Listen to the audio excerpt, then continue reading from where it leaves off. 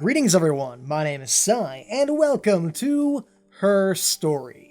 So the reason I'm making this video is because I just finished playing this game, and I think it's really good, but it's sort of hard to sell why just in pictures or in text. So I kind of want to show you the first few minutes of the game. I'm going to endeavor not to spoil anything any more than is absolutely necessary, or at the very least any more than you would find out in your first 5 minutes of the game.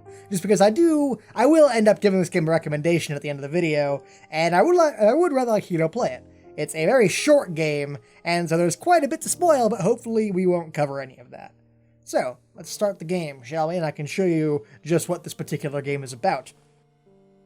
So, in sort of a running theme that I've been noticing lately over the past year or so, as far back as I can remember starting with Pony Island, but we've had a few more games like it this year, like Icy. Lots of fourth wall breaking meta games actually have been doing this. We have sort of a LCD monitor effect being displayed here.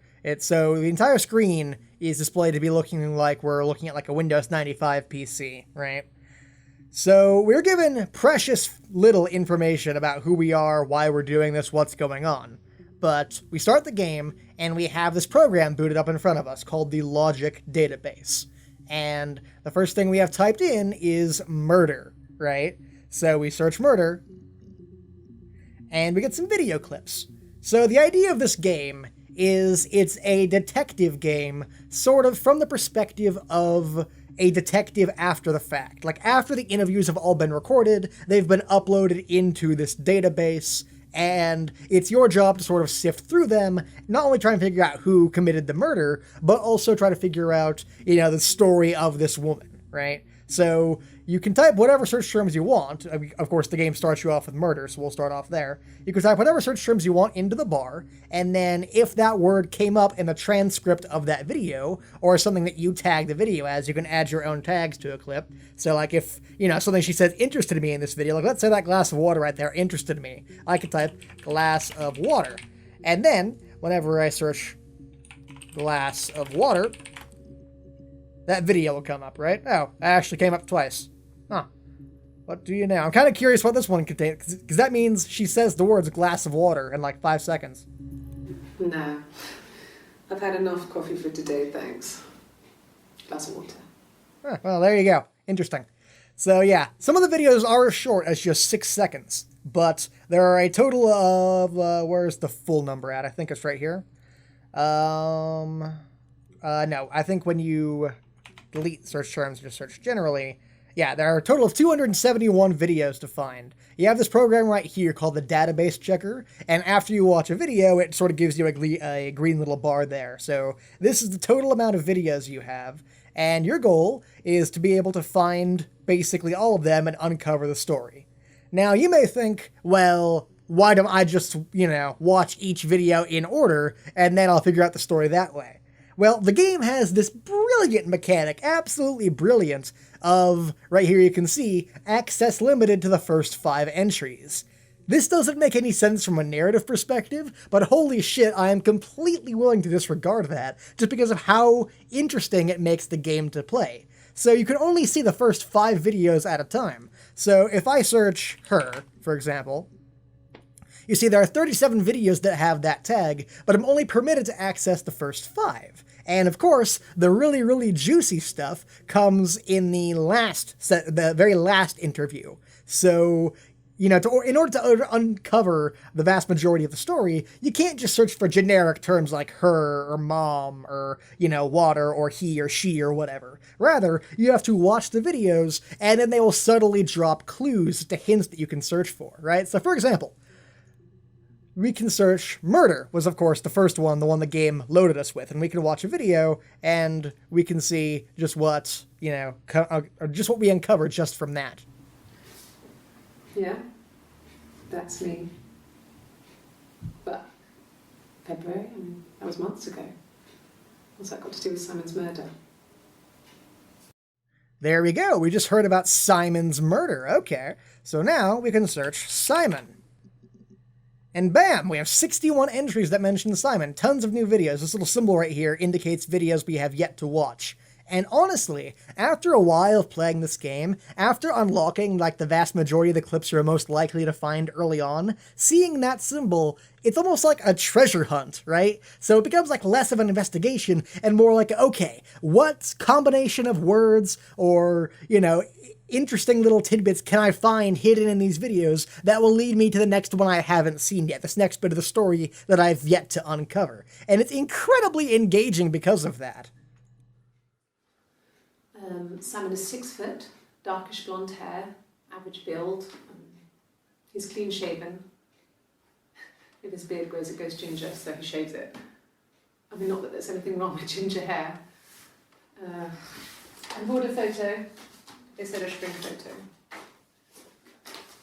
This was taken last year on holiday in Rome. It's the best one I have.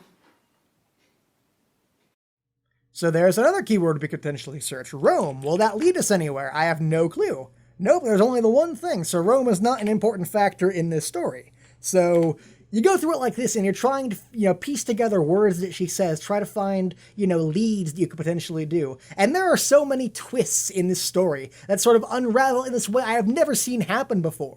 Because like I said, there is no gating to these video clips. You could access, you know, one of like the ones that tells you all the juicy secrets, right? But you're really not likely to find that just because the script writing in this game is so good that in the ones that give you the really juicy stuff, they don't use common words like he or Simon or her, you know, words that are bound to come up a ton in every single one of the videos. Rather, the script writing is just so good that they're able to sort of navigate around those common words and make them hidden.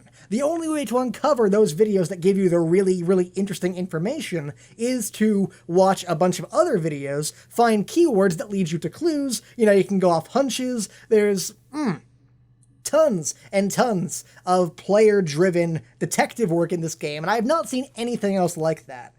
There is this one clip, I want to see if I can find it, I'm pretty sure I can find it with the keyword knock. Yeah, this clip right here. I want to show it to you real quick. When we weren't together, we'd send secret messages by tapping out a code that we'd learned from a book, the knock code. Something prisoners of war would use. We'd tap them out on radiator pipes or the attic floor.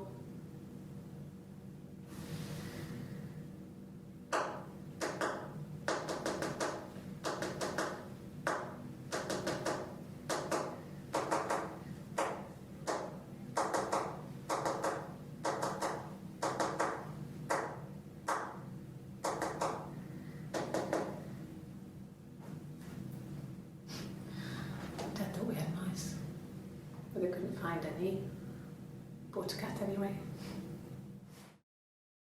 So I watched that clip after I had watched a previous clip wherein she was obviously getting really stressed and started like weirdly tapping on the table. And I thought that was strange, so I added a tag, tapping, and then when I saw this clip, I was like, holy fucking shit! So I went back to the previous clip that had that I had, you know, given a tapping code to, and then I actually went to Google and looked up what the hell the knock code was, and then I had to decipher what she was typing on the table, and it was just, it's one of the most organic storytelling experiences I've had in a video game in a long, long, long time. It is just so incredibly entertaining. So I'm going to stop here for fear of potentially spoiling anything else about the story, but trust me, it is completely worth your time. The game's $5.99 on Steam in the US, and the game, granted, is only 2 hours, but if you know anything about me, you know that I value short, really good experiences over, you know, long, bland, samey experiences. So 2 hours for $6 and one of the most innovative games I have played in a long-ass time,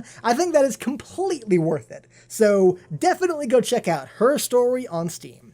Thank you guys for watching, and I'll see you guys next time. Later.